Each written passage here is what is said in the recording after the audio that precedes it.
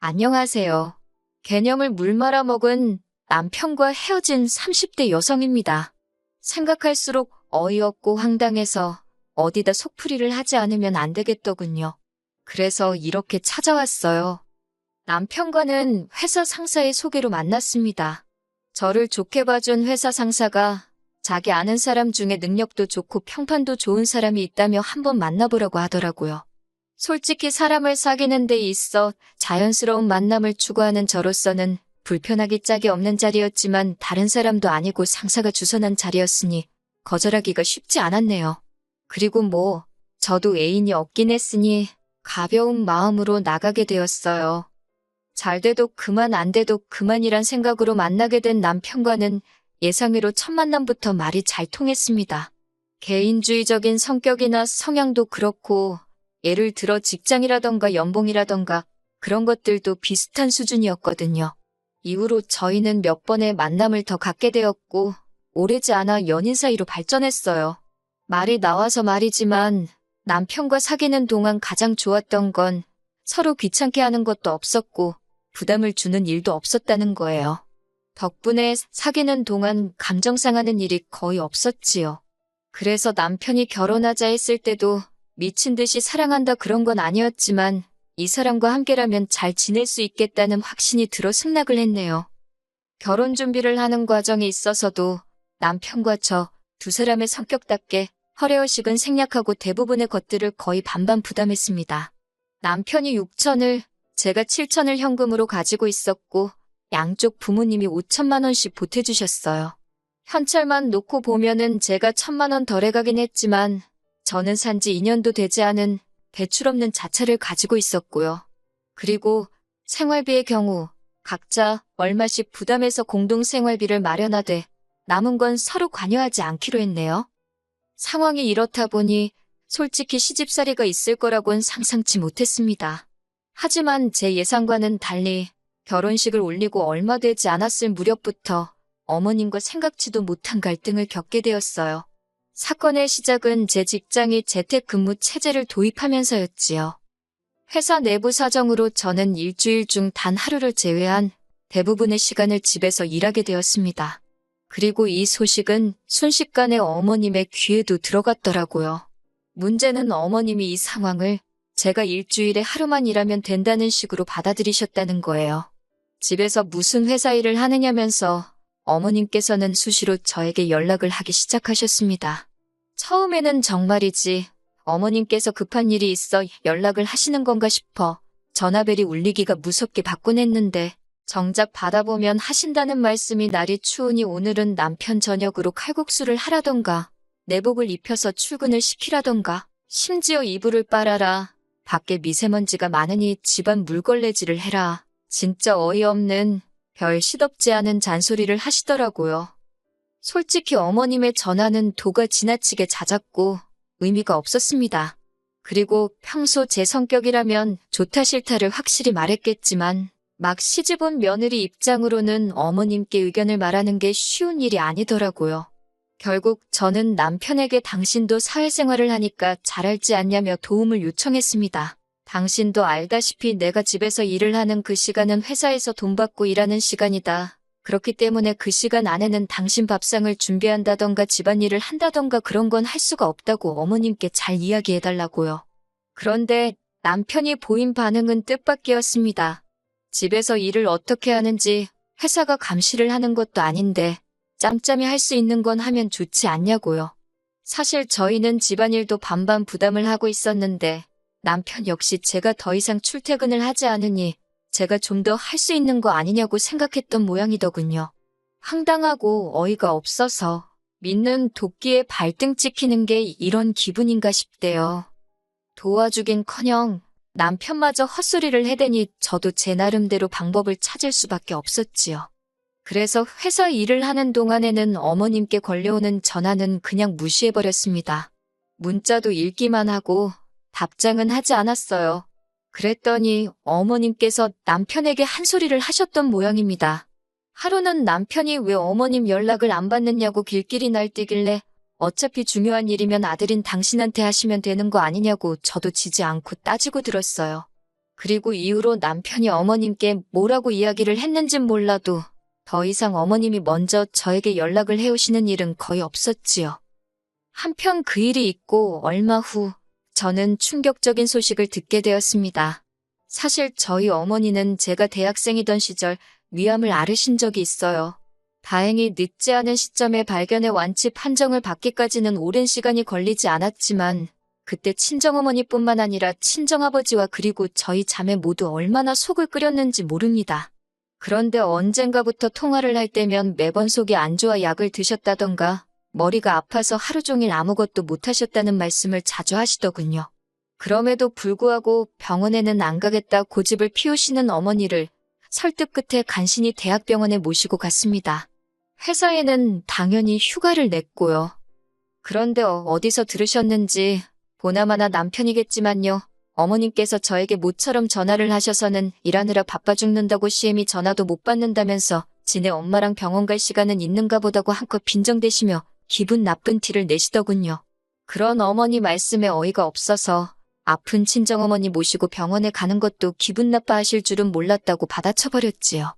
그랬더니 니네 엄마는 네가 효녀라 좋기도 하겠다며 어찌나 비아냥거리시던지 남편에게 도대체 어머님이 왜 저러시는지 모르겠다 하니까 한다는 소리가 신우는 어머님께 살갑지가 않은데 저는 친정어머니한테 살가우니 부러워서 그러는 거라며 저더러 친정어머니께 하듯이 어머님께도 살갑게 해달라나요.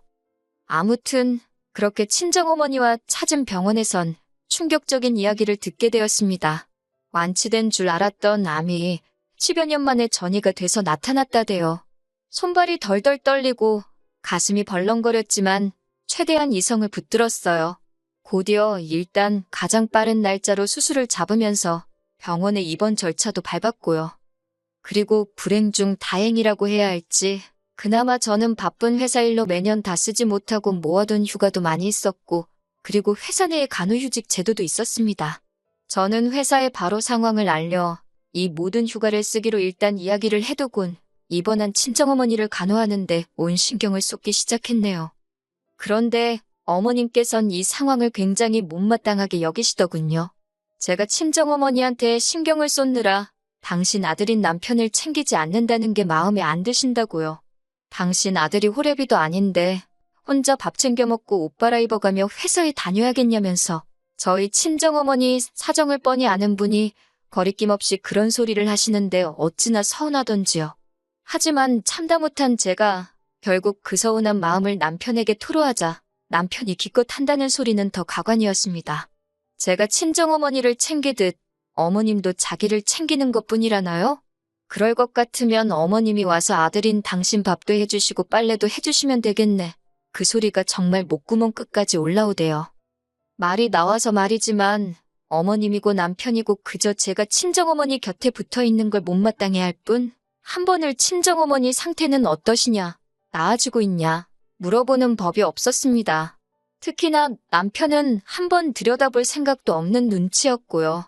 어차피 결혼 초부터 효도는 셀프로 하자고 서로 얘기를 했던 터라서 남편에게 처음부터 바라는 바도 없었고 기대는 더더욱 없었지만 어찌나 무관심하던지 막말로 옆집 아줌마가 아파도 이것보단 관심을 보이겠네 싶더군요. 그래도 남편에게 따지고 들지 않았습니다. 내 친정어머니니 내가 잘 챙기자 그 생각만 했어요. 그렇게 친정어머니의 병간호를 시작한 지 한 2달쯤 지났을 무렵이었습니다. 어머님의 생신을 2주 앞둔 날이기도 했지요. 어머님께서 전화를 해오셨고 오늘은 무슨 잔소리를 하려고 하셨나 그런 생각을 하며 제가 전화를 받았습니다. 그랬더니 대뜸 하시는 말씀이 당신 생일은 어떻게 하기로 했냐입니다. 며느리들이고 첫 생일인데 당연히 제가 차리는 게 맞지 않냐면서요. 저도 모르게 새어나올 뻔한 한숨을 간신히 참고 어머님께 죄송하지만 올해 생일상은 못 차려드릴 것 같다고 솔직히 말씀드렸습니다. 아시다시피 친정어머니도 병원에 계시고 저도 이래저래 정신이 하나도 없다고요. 그랬더니 어머님께서 굉장히 못마땅한 목소리로 네 동생은 뭐하냐입니다. 자식이 너 하나만 있는 것도 아니지 않냐면서요. 솔직히 왜 어머님께 제 여동생 사정을 설명해야 하나 싶었지만 아무 말도 안 했다간 괜히 제 동생까지 욕을 먹겠다 싶어서 간단히 말씀드렸습니다. 동생도 저와 같이 병간호를 하고 있지만 동생은 애도 둘이나 있고 회사도 다니고 있으니 제가 더 많이 할 수밖에 없다고요. 그랬더니 어머님께서는 그러면 당신 생일날에 제 동생더러 병간호를 하라고 하고 저는 집에 와서 당신 생일상을 차리랍니다. 저는 그렇게는 어려울 것 같다고 안 된다고 했어요. 그랬더니 어머님께서 저더러 정말 마음에 드는 구석이 없다며 혀를 차시곤 전화를 끊어버리시대요. 그리고는 어머님 생신 바로 전날이었습니다. 하지만 그와 상관없이 아침부터 이어지는 이런저런 검사 때문에 저도 친정어머니도 정신이 하나도 없는 하루를 보내고 있었지요. 한참 만에 짬이나 핸드폰을 들여다보니 부재중 전화가 7통이 와 있었습니다. 모두 어머님으로부터요. 무슨 일이라도 있으신가 놀란 마음에 전화를 거니 어머님께서 다짜고짜 소리를 지르셨습니다. 진짜로 병원에만 처박혀 있을 거냐면서 잠깐 와서 당신 생일상 준비는 할 수 있는 거 아니냐고요. 그까짓 미역국이랑 반찬 몇 개 하는데 시간이 걸리면 얼마나 걸리냐고. 그래서 제가 어머님더러 지금 사돈이신 저희 친정어머니가 이렇게 병원에서 고생하고 계신데 꼭 저한테 생일상을 받으셔야 직성이 풀리시겠냐고 따졌어요. 그랬더니 니네 엄마가 죽을 날 받아놓은 것도 아닌데 저더러 유난이랍니다. 순간 그 소리를 들으니 화가 나는 게 아니라 정말 분노가 생기더라고요. 제가 유난은 제가 아니라 어머님이 유난이시라고. 어머님한텐 남편도 있고 신우도 있는데 왜 저한테 이러시냐고 적당히 좀 하시라고 소리를 지르곤 먼저 전화를 끊어버렸네요. 그리고 얼마 후 신우와 남편에게 번갈아가며 전화가 왔습니다. 신우가 먼저 한다는 말이 친정어머니 아픈 건 알겠지만 그래도 저는 친정어머니 딸이기만 한 게 아니라 한 집안의 며느리이기도 하지 않냐면서 며느리돌이도 해가면서 친정 챙기면 어디가 덧나냐고 그래요. 자기도 항상 시집을 먼저 챙기고 딸 노릇을 한다면서요. 그리고 남편이란 작자도 한다는 말이 그냥 잠깐 나와서 음식만 쫙 해놓고 가면 안 되냐고. 듣다 못한 제가 남편더러 그 음식만 쫙 하는 건 네가 하라고. 니네 엄마 생일이지 우리 엄마 생일이냐고. 너고 네 누나고 왜 나한테 난리냐고 소리를 질러버렸습니다. 우리 엄마가 아픈데 왜 니네 엄마 생일을 나한테 챙기라고 번갈아가면서 난리들이냐고. 악을 써버리니까 그제서야 남편도 놀랐는지 허둥지둥 전화를 끊더군요. 그리고 한 달 뒤 친정어머니께선 퇴원을 하셨습니다. 당분간 추적검사를 해야 하지만 당장은 퇴원해도 좋다는 주치의의 결정에 따른 것이었지요. 마침 저도 슬슬 회사에 복귀를 해야 하는 시기였기에 여러 가지로 이제 다시 일이 잘 풀리려나 보다 싶대요. 그런데 생각지도 못한 일이 벌어졌습니다.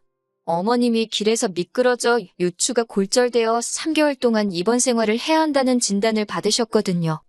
친정어머니에 비하면 전 솔직히 별일은 아니라고 생각했어요.